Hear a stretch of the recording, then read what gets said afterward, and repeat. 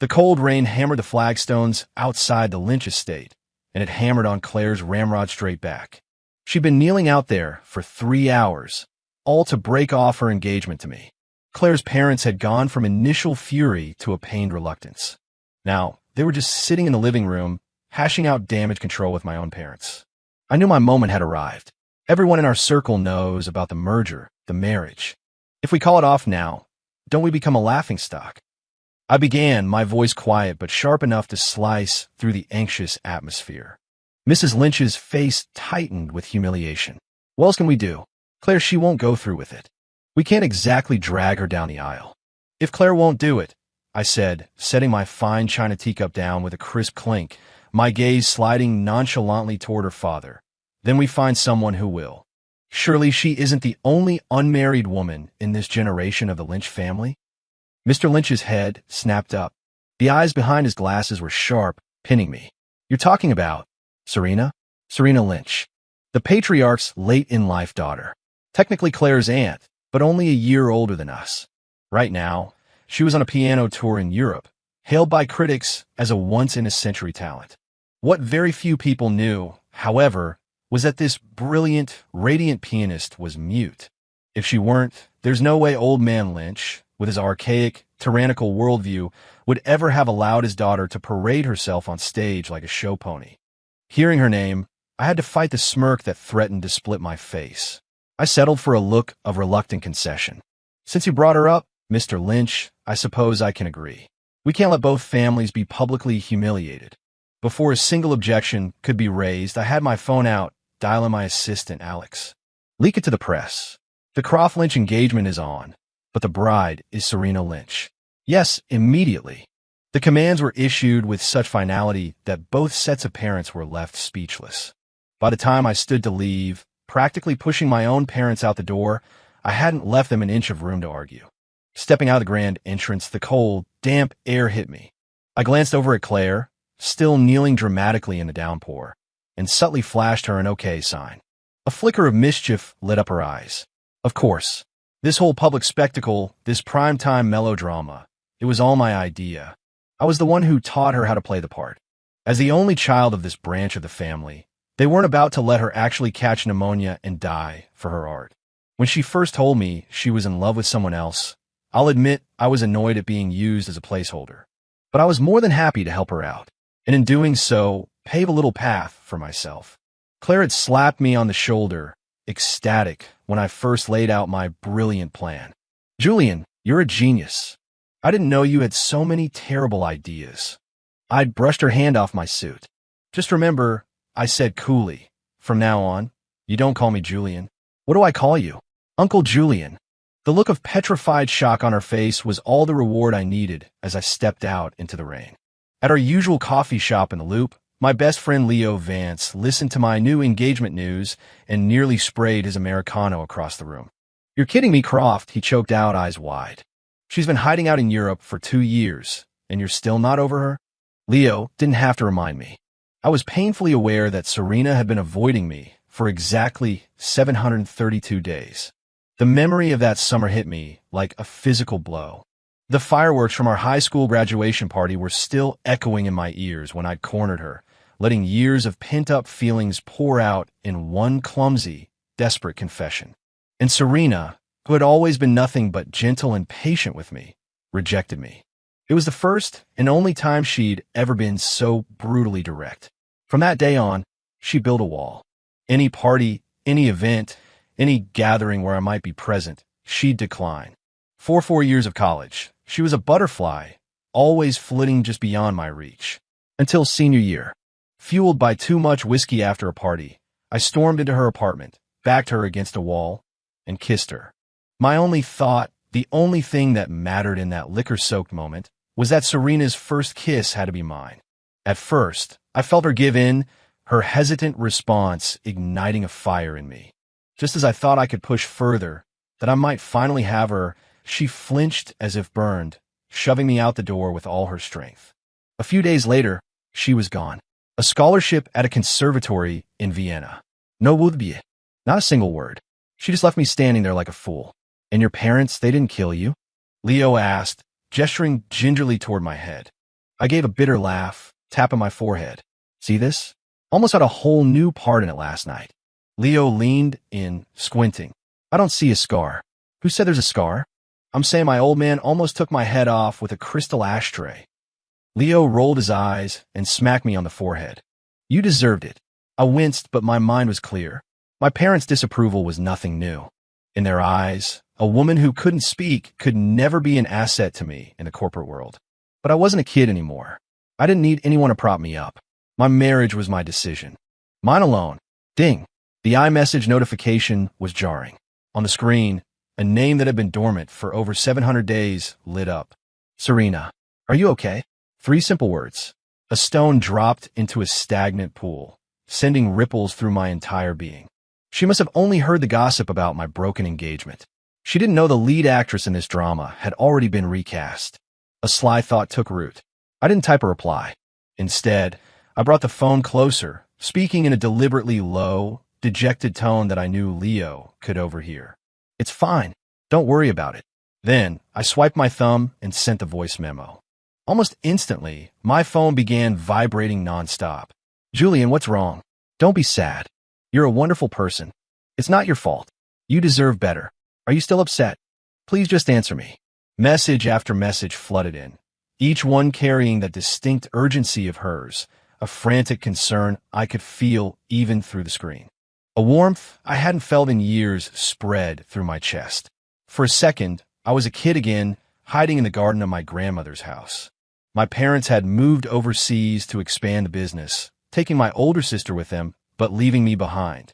The crushing loneliness had me sobbing my heart out behind a rose bush.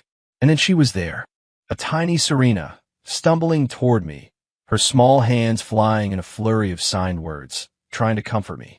Her hands moved so fast, a frantic, sincere blur that made me laugh through my tears. She was the light that had pulled me out of that darkness. So now, I was going to be the light for her. Just when I thought the barrage of texts had stopped, the typing indicator bubbled for a long moment before a new message appeared. I know how much you like Claire. Why get back? I'll talk to her. Make her apologize to you. I stare at the phone. Who started that rumor? That was the most slanderous lie I'd ever heard. Still, I didn't reply. She ghosted me for 2 years. Fine. Let her see what it feels like to be ignored. A future wife, after all, needs a little training. I saw Serena again on the day of the first snow in Chicago. I was leaving the office tower after a late night, the wind biting and laced with fine, sharp flurries. I pulled my overcoat tighter and looked up. There was the familiar license plate of the car she used to drive me around in all through high school. The door opened and a tall, elegant figure emerged. At nearly 5'10", she stood out. A black wool coat hugged her slender frame, a matching turtleneck accentuating her long neck. Framed by the falling snow and the twilight glow of the city, she looked like a painting. 2 years, and she was more breathtaking than ever. The moment she saw me, she hurried forward. She must have finally heard the news about our new engagement. But in that instant, my brain went completely blank. All my plans, all my carefully rehearsed speeches evaporated. When she was just a few feet away, I closed the distance and pulled her into a fierce hug. The familiar, subtle scent of jasmine filled my senses, mixed with the chill of the snow. My eyes burned. I buried my face in the warmth of her neck, greedily inhaling the scent I'd missed so much, and mumbled, "It's freezing. I didn't know it was going to snow. I'm underdressed." A second later, a pair of cool hands tentatively wrapped around my waist, holding me with a gentle but firm pressure. Her palms moved in slow circles on my back, as if genuinely trying to warm me up. My heart hammered. A wicked thought took hold. My hand slid down her back, tracing the curve of her waist. Still perfect. Even better than I remembered. She must have been working out. Her body went rigid. I pulled back just enough to meet her questioning gaze, my own face a mask of innocence. This is warmer. Not satisfied, my fingers continued their exploration, tracing the line of her hip until a hand clamped down over mine, stopping me through the fabric of her coat. "What?" I said, feigning indignation. "You're my fiancée. Can't I inspect the goods ahead of schedule?" Serena's pale ears flushed a brilliant red. She shot me an exasperated glare, grabbed my wrist, and pulled me into a deserted fire escape. In the dim light, she let go of my hand. Her fingers flew, signing with sharp, angry movements. Julian, you can't marry me. I'm a mute. I'm not good enough for you. I don't want people looking down on you because of me. I knew these lines by heart. Hearing them again, all I felt was a pang of frustration and a deep ache for her. My eyes fell to her lips, pressed into a thin line. They were a pale pink, looking soft and inviting. Acting on instinct, I leaned down and kissed her.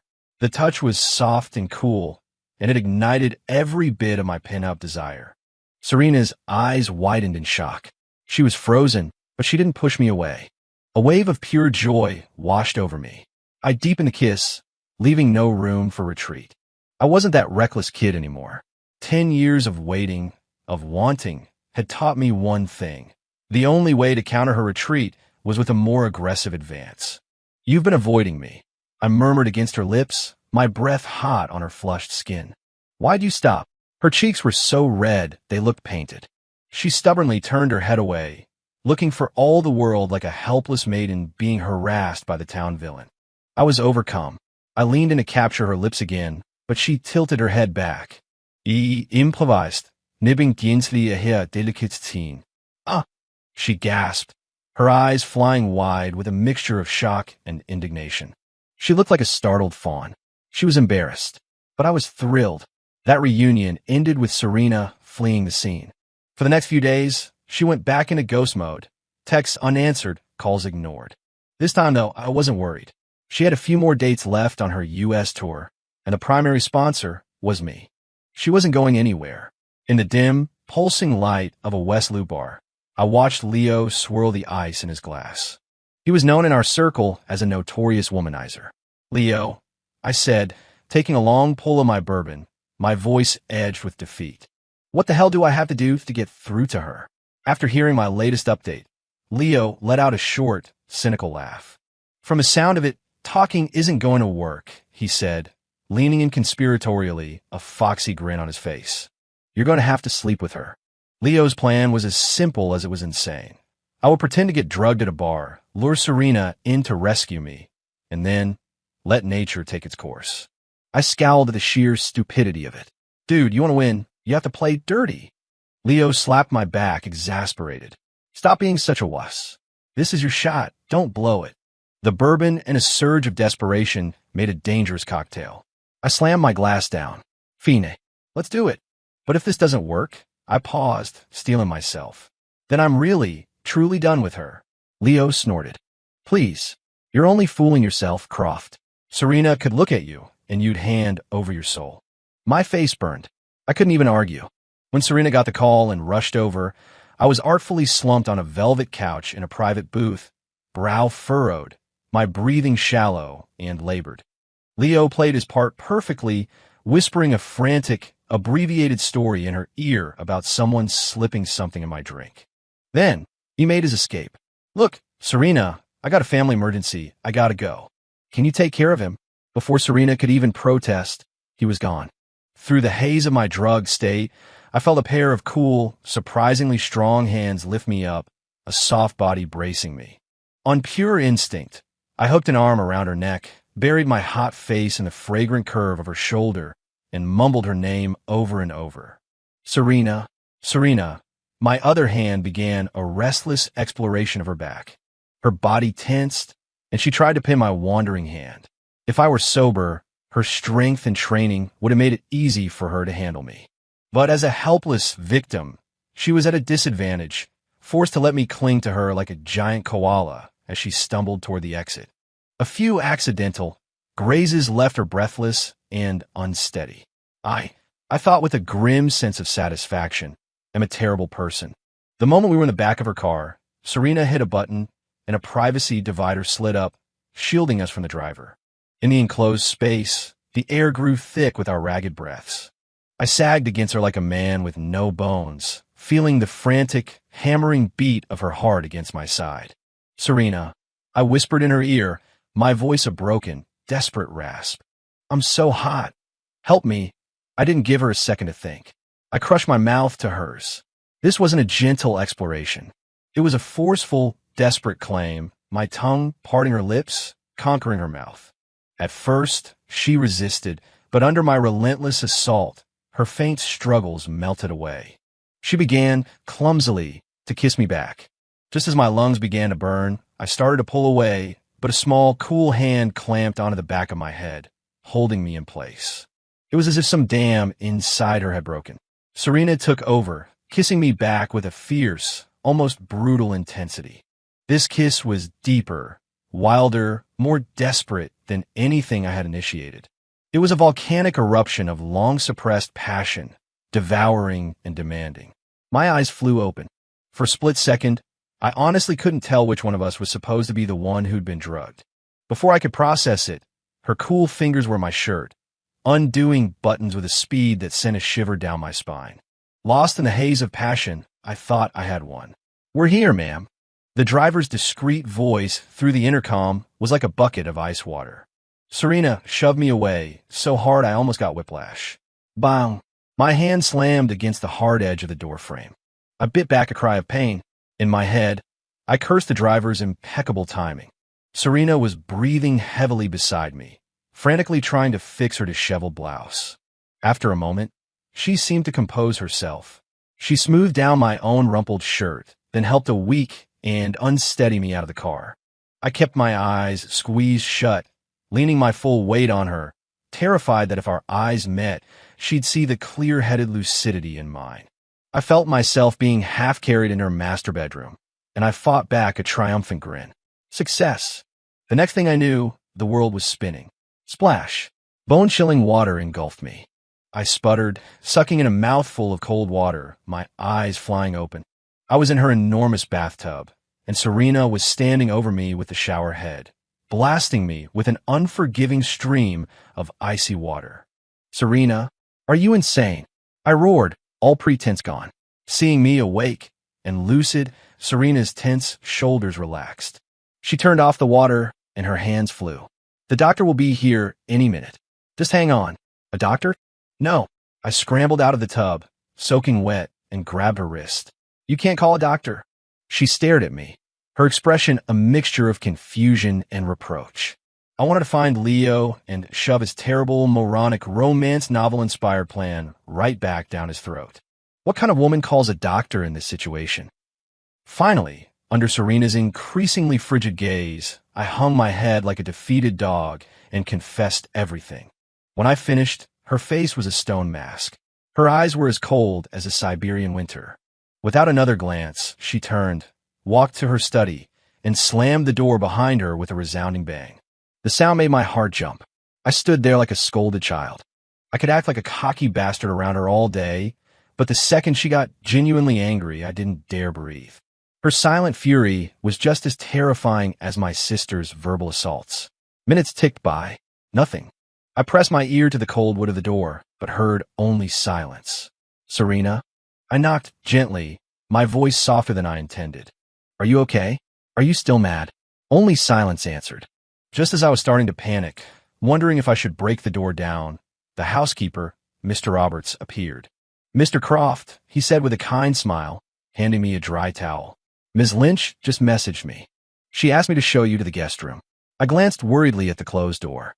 "Mr. Roberts, is she—" "She's fine, sir," he said with a knowing nod. "Don't you worry." I followed him to the guest room. Serena had at least had the decency to have a change of clothes laid out for me. Lying in the unfamiliar bed, I tossed and turned, my mind racing with ways to apologize. A horrifying thought struck me. What if she just leaves again, like she did 2 years ago? I couldn't wait until morning. I slipped out of the room, tiptoed to her bedroom door, and tried the handle. Unlocked. My heart leaped. I slipped inside. The room was empty, but I could hear the shower running. I was about to back out when the bathroom door opened. Serena stepped out, wrapped in a white bath towel. Her wet hair clung to her pale shoulders, and droplets of water traced a path from her collarbone down into the tantalizing shadows below. My throat went dry. She, however, was perfectly composed. She calmly picked up a silk robe from a chair and put it on, covering everything up and completely ignoring the look of disappointment on my face. "Julian," she signed, her eyes cold. "How long are you going to keep playing these games with me?" I'm not playing games. I said desperately. Serena, I told you a long time ago. I'm in love with you. A self-deprecating smile touched her lips. What do you love about me? That I can't talk? Or that I'm moody and unstable and my first instinct is always to run away? Hearing her talk about herself that way felt like a fist clenching around my heart. A raw, acidic burn shot up my throat, and to my horror, my eyes filled with tears. I had never imagined that the woman I saw as a goddess saw herself as so deeply flawed. Seeing my tears, Serena faltered. She raised a hand as if to touch my face, then let it fall defeated. Julian, her fingers trembled slightly. What you feel for me is pity, not love. It's just like my parents. When I was little, they felt sorry for me, too. But then people started making fun of me. And they started to see her signing was calm, almost detached, which made it all the more brutal. I don't want that to happen with you. I couldn't bear it if you grew to resent me like they do. It's better if we just let each other go now. At least this way, you don't hate me yet. And when you find the person you're meant to be with, I'll be happy for you. I couldn't stand it. I pulled her into my arms, holding her tight, my voice thick with emotion. I don't want your blessing. Serena, the person I'm meant to be with is you. She tried to push me away. But it's the reality of our situation. When people make fun of you, I can't even defend you. I can't even say the words, I love you like a normal person. She signed this with a bitter smile that was more painful to see than any tears. At that moment, all I wanted was to be unreasonable. Who told you a mouth is only for talking? You have lips. You can kiss. You can do a lot of things. I cupped her face, forcing her to look at me. You seemed pretty good at kissing in the car earlier. Have you forgotten? At the mention of her loss of control, a deep blush stained her cheeks. I pressed my advantage, my thumb stroking her soft lower lip. You said you can't say you love me. Fine. From now on, when you want to say it, you kiss me. The more you love me, the deeper you kiss me. Everyone shows love differently, I said, my voice firm. We'll just find our own way.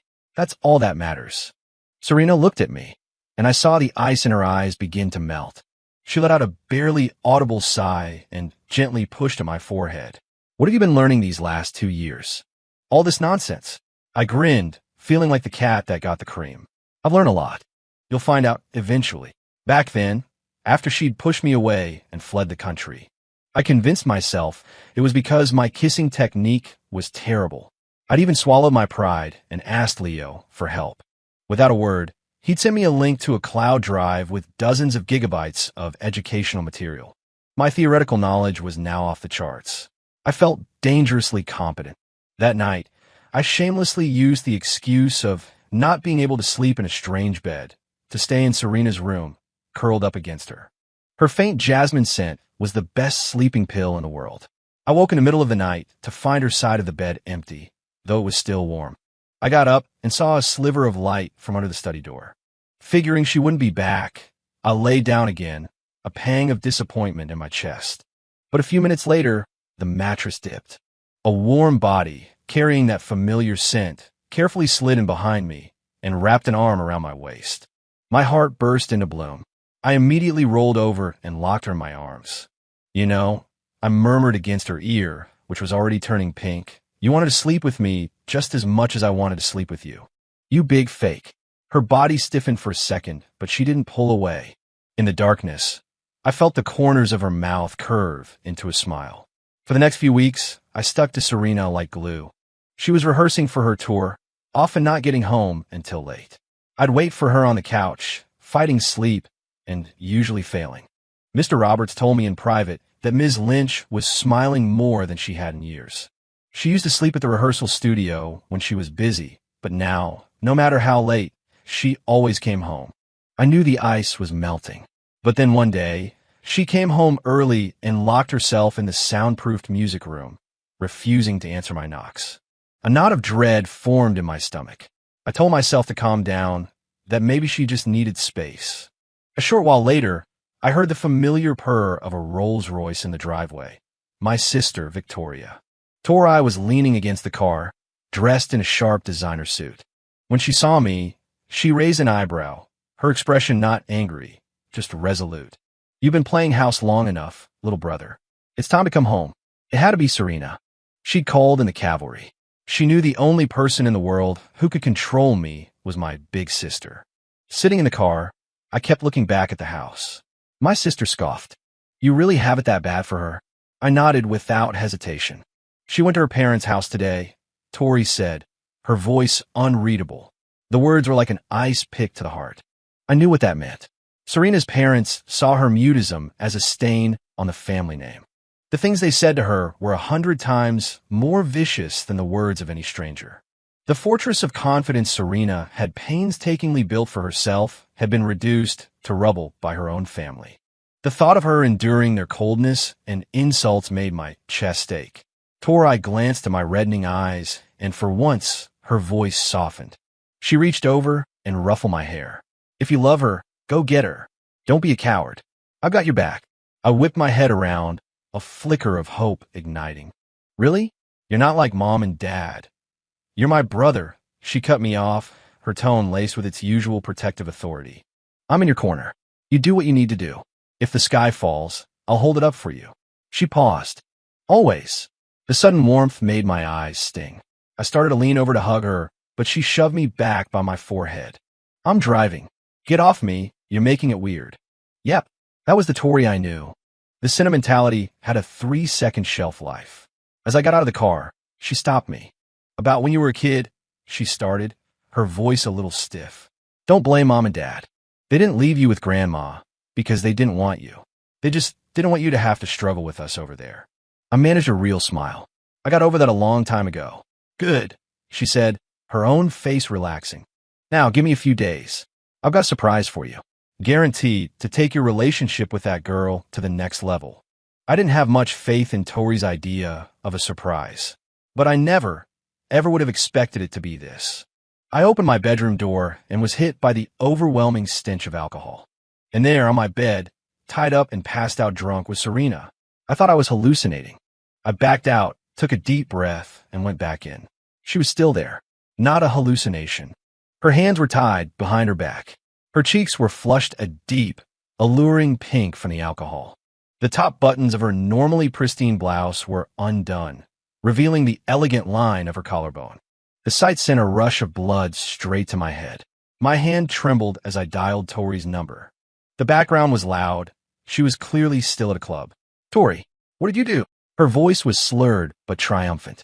Hey, it's a golden opportunity. Don't waste it. You'll thank me later. No, stomach. This isn't what I do, Tori. I might act like a scoundrel around her, but I had lines I wouldn't cross.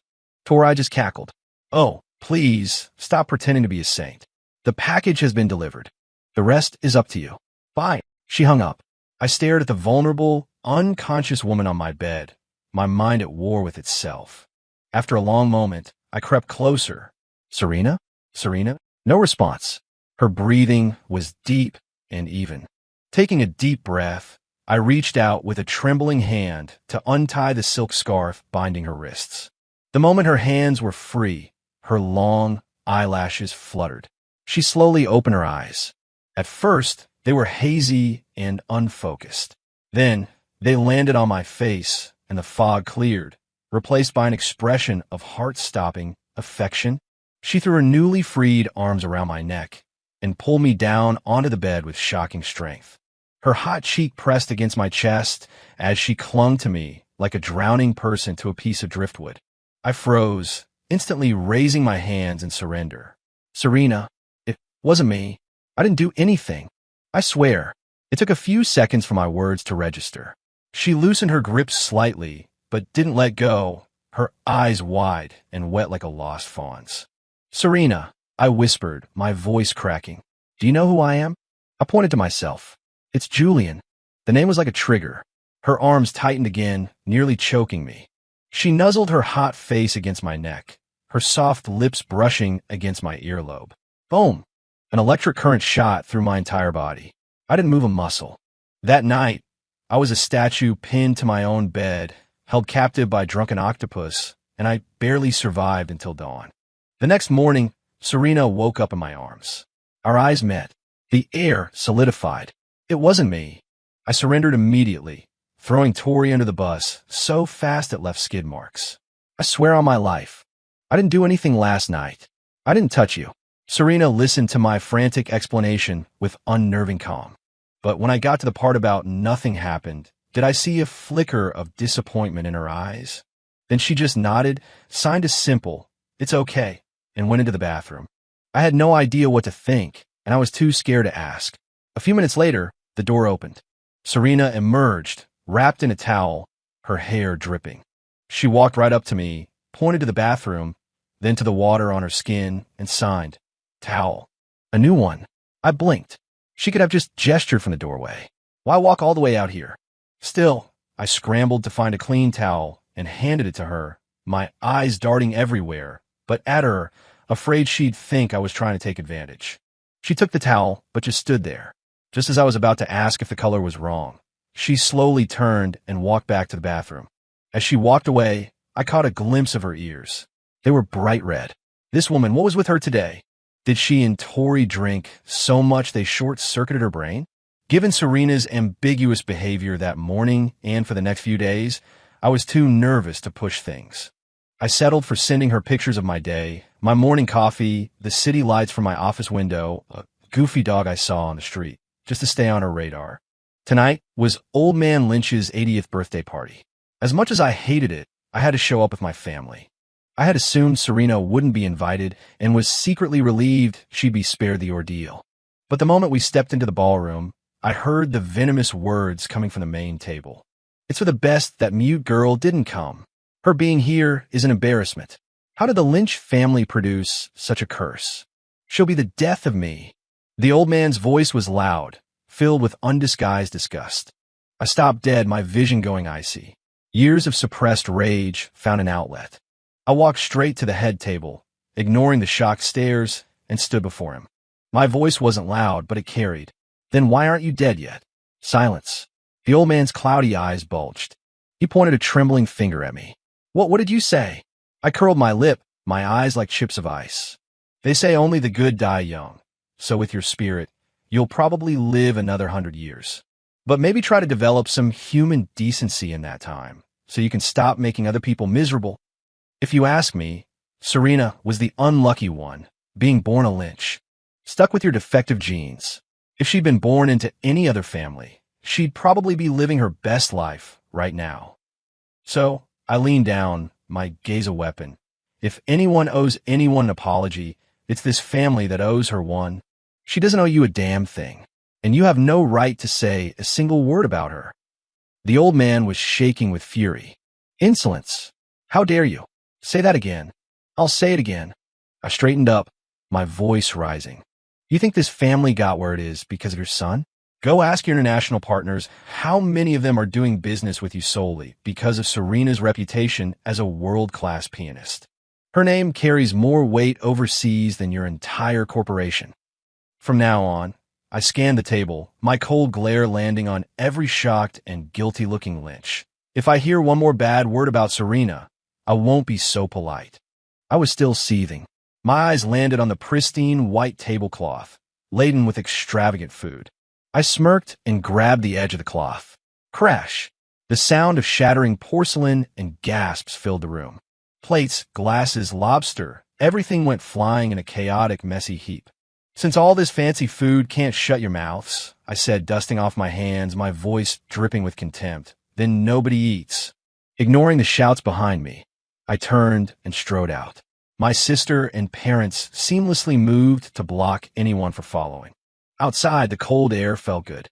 It was as if I'd finally expelled years of toxic fumes from my lungs. Just then, a familiar black car screeched to a halt at the curb. The door flew open, and Serena practically fell out. Her face was etched with a rare, frantic panic. She wasn't even wearing a coat, just a thin cashmere sweater. The moment she saw me, standing there in one piece, the tension in her shoulders visibly melted. Her presence extinguished the last of my anger, leaving only pure, unadulterated joy.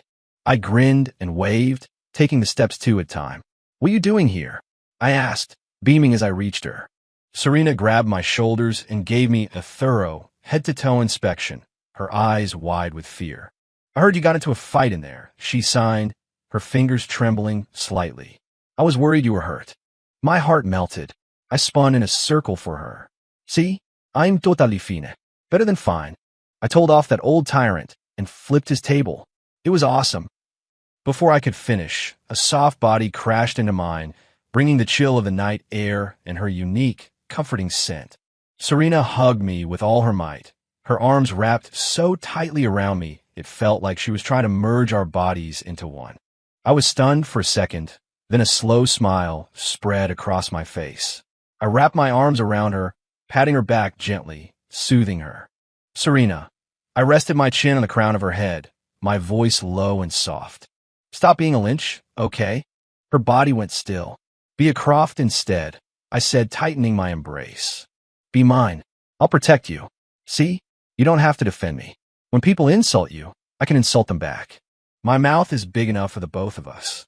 She didn't answer, but she held me even tighter, as if drawing strength from me. Snow had begun to fall again, dusting our hair and shoulders. But being held by her like this, I didn't feel the cold at all, only a steady, spreading warmth that came from deep inside my chest. Her answer? I could wait. We had time. As the end of the year approached, the company went into hyperdrive. Closing out projects, finalizing budgets, planning for the new year. I was drowning. I worked 5 days straight, practically sleeping at the office. My contact with Serena was limited to a few goodnight texts, which she initiated. The one time we had a video call, she saw the dark circles under my eyes and hesitantly signed, "You look exhausted. Do you want to move into my place for a while? My tour is over. I could drive you to work." I rejected the offer without thinking. No, it's fine. I have a ton of files at home. It's too much of a hassle to move everything. On the screen, I saw the light in her eyes dim for a second before she smoothed her expression. Okay, just get some rest. A few minutes later, exhaustion hit me like a tidal wave, and I fell asleep holding my phone. The next time I saw her in person was completely unexpected, outside the private room of a coffee shop where I was meeting a major client. I just pushed through the heavy glass doors when I saw her. She was sitting alone at a prominent window table, a nearly untouched coffee in front of her.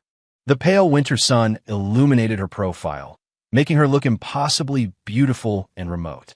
She seemed lost in thought, her fingers tracing the rim of her cup. A jolt of joy cut through my fatigue. Serena? What are you doing here? She turned, a small, fleeting smile touching her lips when she saw me. Before she could sign anything, I rushed to explain, afraid she'd think I was stalking her again. I swear I wasn't following you. I'm here for a meeting. When she didn't look convinced, I added, I've been so slammed I haven't had a second to think, let alone track your movements. The words were barely out of my mouth when I saw her fingers tighten around her cup, her knuckles turning white.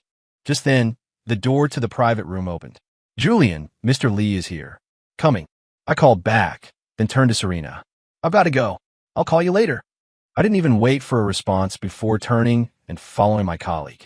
As I walked away, I heard a sharp crack and a waitress's gasp. Mom, your cup. But my mind was already on the negotiation ahead. I didn't break my stride. Hours later, the deal was done. As I left the room, the sky outside was dark. I glanced at the table where Serena had been sitting. It was empty. I sent her a text. Meeting's over. When did you leave? What are you up to? Crickets. Back home. After a long shower, the unanswered text made me feel uneasy. I tried a video call. It rang twice, then disconnected. The screen was stark. Call declined. My stomach dropped. She saw my message. She was deliberately ignoring me. But I've been working nonstop. I hadn't said a single harsh word to her. What could I have possibly done? I ran a hand through my hair in frustration and called Leo. After listening to my breakdown of the case, Leo rolled his eyes so hard I thought they'd get stuck. Croft, your romantic IQ is a roller coaster. Isn't it obvious? She's pissed because you're ignoring her. No way, I shot back. You don't know what she used to be like. She avoided me like the plague. Key words. Used to be. Leo cut me off, looking at me like I was the dumbest man alive. People change. Look, I don't know what happened between you two, but trust me, I know women. Go over there in a couple of days, apologize, and I guarantee she'll be putty in your hands. I was skeptical of Leo's advice, but I decided that as soon as the fiscal year was officially closed, I would go to her and beg for forgiveness. I just didn't expect to run into Claire Lynch first. I'd finally finished the last day of work for the year, feeling completely drained. The moment I stepped out of the building, the frigid wind cleared my head a little. And then I saw her, arguing with some guy on the sidewalk. She was crying as he yanked his arm away and stormed off. I immediately tried to pretend I hadn't seen them and walk away. Too late. Our eyes met.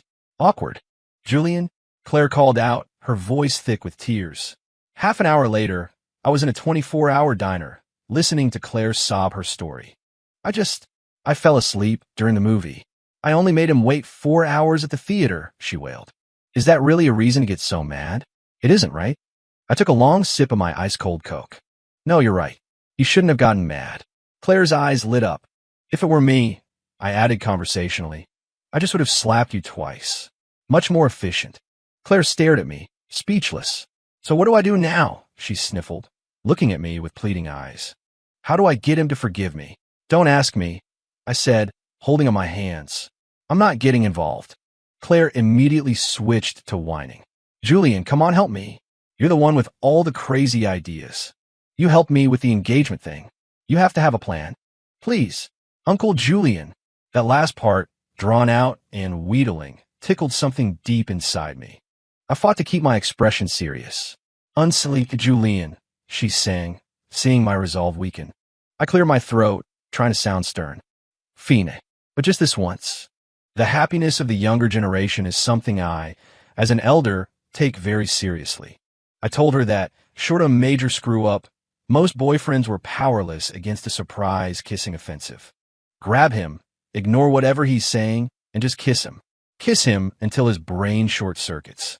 He'll forget why he was mad. Claire looked utterly lost. "How do I grab him? How do I kiss him?" I sighed, looking at her hopeless face, and stood up. I reached across the table and put my hands on her shoulders. "Like this, you grab him." I was just about to demonstrate the first part of the maneuver, my hands barely even touching her coat. The diner's glass door swung open, letting in a blast of cold air. I looked up, and there was Serena. She was wearing a cream-colored coat, a scarf draped loosely around her neck, and holding a small paper bag. Her gaze landed squarely on my hands, which were still on Claire's shoulders. Time stopped. Every ounce of expression drained from Serena's face, leaving behind an Arctic chill. Her eyes looked like they were covered in a layer of frost, sharp enough to pin me to the wall. Without a moment's hesitation, she turned and walked back out into the night. "Oh, hell," I muttered, snatching my hands back like I'd been burned. "Claire, you're going to get me killed." Ignoring Claire's confused expression, I bolted after her. The night air was a knife against my face. Thank God she hadn't left. The familiar black car was idling at the curb, the back door slightly ajar, waiting. My heart hammered against my ribs as I pulled the door open and slid inside. The atmosphere in the car was thick enough to choke on. Serena sat on the far side, her face turned to the window, giving me nothing but a cold, rigid profile. The driver, sensing the tension, quietly put the car in gear. The ride was silent. I tentatively reached for her hand, which was resting on her lap. Before my fingers could even brush against hers, she snatched it away, clenching it into a tight fist. My stomach sank. Was Leo, the idiot, actually right for once? The car pulled into her driveway and stopped. Serena got out first, striding toward the house without a backward glance. I followed like a man on his way to the gallows. The heavy front door clicked shut behind us. Just as I was trying to figure out what to say, Serena stopped dead in her tracks and spun around. An unstoppable force slammed me back against the cold, hard door. And then her mouth was on mine. The kiss was a storm, filled with all the anger and hurt she'd been holding back, a desperate, wild claiming. Her tongue forced its way past my lips, possessive and punishing, her teeth nipping at my lip. After the initial shock, a bolt of pure, unadulterated ecstasy shot through me. I kissed her back without a second thought, my arms locking around her waist, pulling her flush against me. Our mouths and tongues battled, our breaths mingling, as if we were trying to consume each other whole. Feeling my passionate response, the punishing edge of her kiss softened, becoming a deep, drowning exploration. I don't know how long we stood there. When we finally broke apart, we were both breathless, foreheads pressed together. Her eyes were hazy with desire, her chest heaving. I lifted a hand and gently brushed my thumb over her swollen lips, my voice a low, rough rasp. Not mad anymore. I cupped her face. I was just showing Claire how to make up with her boyfriend. That's all it was. Serena, there's no one else. It's only you. Her eyes, glistening, stared into mine. Her lips parted as if to speak, but she just let out a shaky breath. Her fingers came up to trace my mouth. I took her hand and pressed it against my chest. Are you my girlfriend? Because if not, no more kissing. A ripple of emotion crossed her face. And then, she smiled, a real smile that chased away all the shadows. She nodded emphatically, then took my hand and pressed it against her own heart, which was hammering just as hard as mine. Then she kissed me again. This time, there was nothing to stop us. And I finally, truly understood that a pianist's hands could create more than just music. They could play a symphony on a lover's body that would make you lose your mind. We were official. The price of being official was that my lips were perpetually chapped. It was like she was trying to make up for years of lost time. Kisses were her primary form of communication, and she took my "kiss me to tell me you love me" advice to heart. During the holidays, I took her home to meet my family. My dad started out with a scowl, but between my mom and my sister, he was a convert by the end of dinner. "Julian," he said, clapping me on the shoulder, "you be good to Serena, you hear me? Don't you give her any trouble." The whiplash from his turnaround was intense. The Lynches sent an invitation, which we both ignored. Some things can't be fixed. It was better to just leave the past where it was. Right after the new year, Serena had to fly back to Europe to finish out some prior work commitments. It looked like we were going to spend Valentine's Day apart. On the day itself, Leo dragged me to a club he'd booked out for a Singles Awareness Day party. I curled up on a couch in the corner, nursing a cranberry juice while everyone else went wild. My phone buzzed. A text from Serena. "Just landed. You said both uplights." Another text followed. "Send me the address." I was so stunned I could barely type the location. A few minutes later, she appeared in the doorway. I stood up to meet her, but a woman in a tight dress and too much makeup stepped in front of me. "Mr. Croft, fancy seeing you here," she purred. I frowned, trying to place her. "It's me," she said brightly, her voice loud enough to draw stares. "From 2 years ago, when you had us all line up for that video. I was one of them." A mortifying memory I had successfully repressed came flooding back. I saw the smile vanish from Serena's face, her eyes turning to ice. I needed to get her out of there now. The woman was still talking. "I can't believe you don't remember, but I guess it has been a while. It was the easiest money I ever made. If you ever have a job like that again, you have to call me." She puffed out her chest. "I've been working out. The merchandise has only improved. You can even check for yourself." I could feel the temperature dropping behind me as Serena's glare intensified. "That's great." I cut her off. "Good seeing you. We have to go." I practically threw my arm around Serena and steered her toward the exit. "Call me Mr. Croft," the woman yelled after us. In the car, the silence was suffocating. "Serena," I started, my voice strained. "That was a long time ago." Before I could finish, the car stopped at her house. Serena yanked me out of the car and all but dragged me inside. We didn't even make it past the foyer. She slammed me against the wall, her mouth crashing down on mine in a furious, punishing kiss. It was a kiss full of jealousy, possession, and a sliver of insecurity, so intense it left me breathless. We never made it to the bedroom. We ended up on the living room sofa, lost in a tangle of limbs and desperation. My only coherent thought was to be grateful that Mr. Roberts was still on vacation. The next morning, I woke to sunlight streaming through the windows. The first thing I felt was something on my left hand. A platinum ring, intricately designed, was settled firmly on my ring finger. A single, brilliant diamond was set in the center, elegant and understated. I sat up. Serena was lying on her side, watching me, her eyes soft, but with a hint of nervousness I'd never seen before. She took my hand, her fingers tracing the ring. Then, she slowly began to sign. "This is why I was gone for so long. Besides work, I designed it." "Julian," her gaze was incredibly intense, pleading. "I want to marry you. Don't be with anyone else. Whatever you want to see, I can do it for you. All of it." Looking at the familiar, unique cut of the diamond, at the vulnerability in her eyes, the way she made herself so small for me, my heart broke for her. I pulled her into a fierce hug, my lips at her ear as I made a promise. Okay, no one else. Only you. It was always you. It is now, and it will be forever.